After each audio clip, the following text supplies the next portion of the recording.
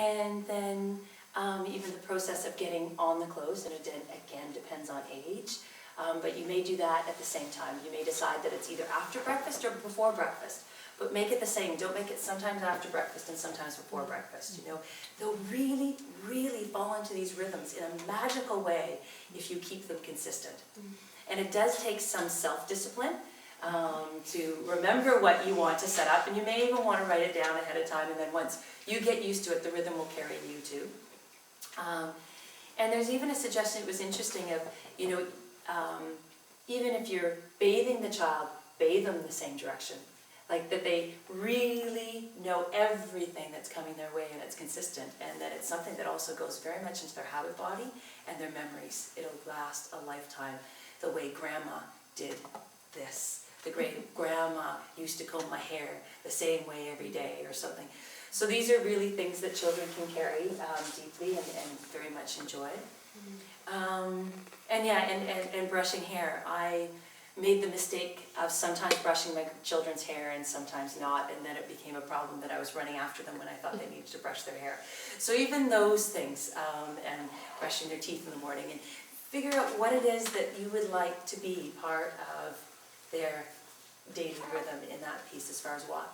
Getting up, dressed, eat, and then out the door. And guiding them out the door. The other thing that's really key for a lot of young children is being near them. If you're starting to, oh, you need to do this, you need to do that, get your shoes on, and you're kind of firing them directions, they're not there. They're very much in their physical body. So it's like, oh, we're going to go put our shoes on and take the time to be there. When they get older, you can step further and further back and you'll see. And then there'll be days as parents when you even have an older child and you go, oh, this is a day I need to be closer to them. They're either not feeling well or they're really restless, and then you step closer to them physically, and then you back away again, and you just get this feeling of when you can come in and go out. And through the whole day, really get a sense of what they're engaging in. And one of the terms that we talk about in Waldorf education is breathing in and breathing out. And a child really needs this really healthy breathing, where there's activities of breathing in, which is like story time or drawing or just quiet time, going off to bed, slow in-breaths, very kind of focused more on the individual, and out-breaths when they're playing with their friends or they're running around doing activities, they're being a little loud, they can really be expressive, and really having a rhythm of both of these things. And as for the young child, the active part is definitely longer than the inward part. Like in kindergarten, we have a quiet time after we've done our circle, we lie down, but it's really about 3 or 4 minutes. And it's about them pulling back into themselves, but not expecting them to stay there long, because really they want to experience the world and go out. But you want to have those moments where you pull them back in, and because if you have an activity that they're going from this playhouse to that playhouse to this activity to that by the end of the day they're so exhausted because they really haven't had a proper breathing, and they're also out. Certain activities tend to get the energy out more, and certain put that in. And so really finding what is the right balance. And in your day, again, as I said, for the morning, through the whole day, move a little slowly. Or slower, because we as adults tend to be going, okay, we got to go, and we've got this stress about us, which the children will feel, and this fastness, and they, you know, it's hard for them to sometimes keep up to a fast-paced adult, and it can be very exhausting.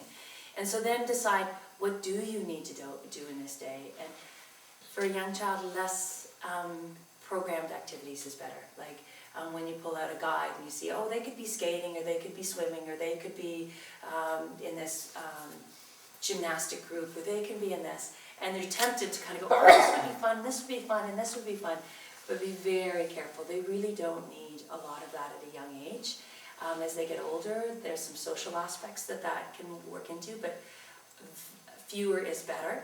In the young ages, I would suggest even none. In the first few years, they don't need it.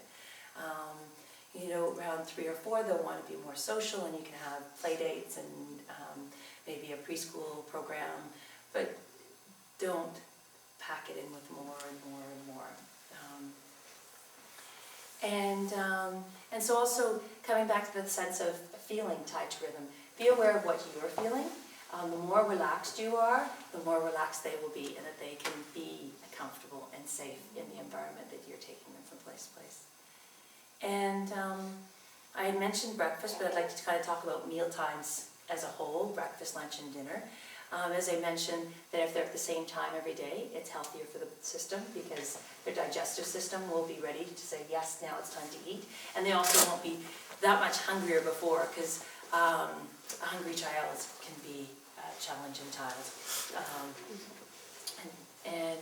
So when you're preparing the meal, if they can get involved in any way, that's wonderful. And if they're old enough to help set the table, and then they become old enough to set the table by themselves. As you saw, if you read the article in the newspaper, my daughter was setting the table. And it's a great way to kind of mark the beginning of this is mealtime. And then we sat down, and it was one thing that I really caught from Waldorf education is we sang a song and we held hands. So, and it's whether you feel comfortable doing this. And I wouldn't have done it in the past because I didn't do it growing up, but I really loved it with my children, and my children loved it. So the four of us, I have two daughters who are now 10 and 12, but when they were little, like 1 and 2 and 3 and 4, well, actually we still do it. They're 10 and 12, and we still, the mealtime starts, we hold hands, we sing a song. And so then that really, and it's a thanking for the food that we're about to receive, and often a thanking to the earth for what's provided. So again, a connection to know that there's been earth and life force and humans making this food for them and recognizing them, and that sense of gratitude. And so whatever that can resonate with you, it's a good thing. And then actually at the end of the meal, we all hold hands and say thank you. And then at this age, the children clear the table for us, and they put it in the dishwasher, and then they know that when that's done, they can go. But it's a real rhythm, and they don't question, what do I have to do next? And when they say, can I be excused from the table, they know that as soon as the thank you and the held hands is done, they can leave. And they're 10 and 12, and they're not saying, oh my God, this is silly. You know, like, it's really actually wonderful to see them still be able to really embrace that. And they have for all their life. And I hope that when they're adult, they may not be holding hands at the table with people because it might be a little strange, but they have this sense of they finish the meal and they have this thankfulness. Thank you, you know, and then they can move on.